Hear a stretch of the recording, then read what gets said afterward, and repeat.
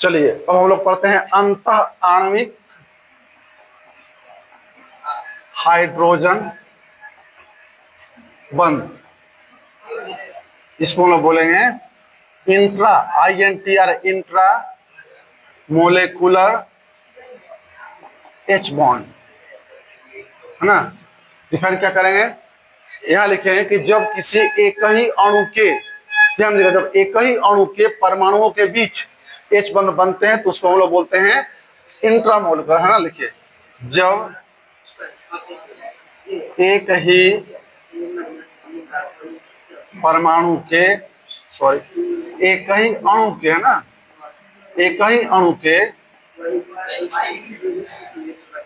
परमाणुओं के बीच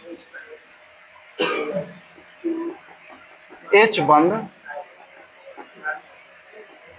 बनते हैं तब इसे अंतः आणविक H बंध कहा जाता है। ठीक है, इस बंध से यौगिक के भौतिक गुण या भौतिक अवस्थाएं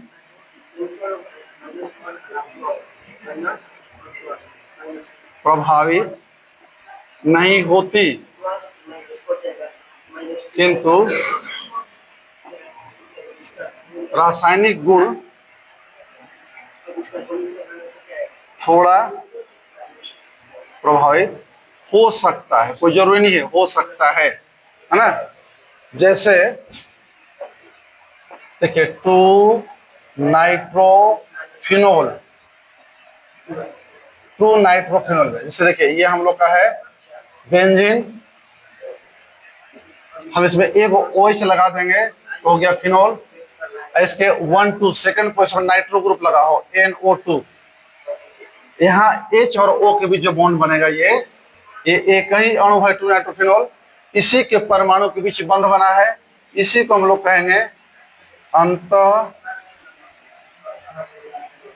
आणविक H बंध।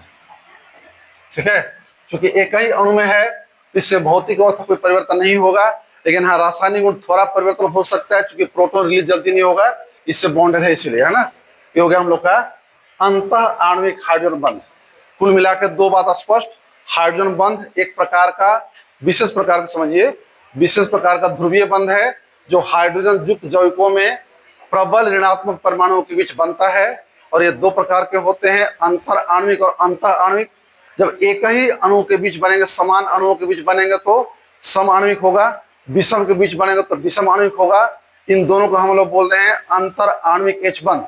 और अंत मतलब होता है भीतर, जब एक ही अणु के परमाणु के बीच बंध बनेंगे तो उसको बोलते हैं हम लोग अंतः आणविक H बंध, है ना। ये टोटल हम लोग का कुल 2 हाइड्रोजन बंध है।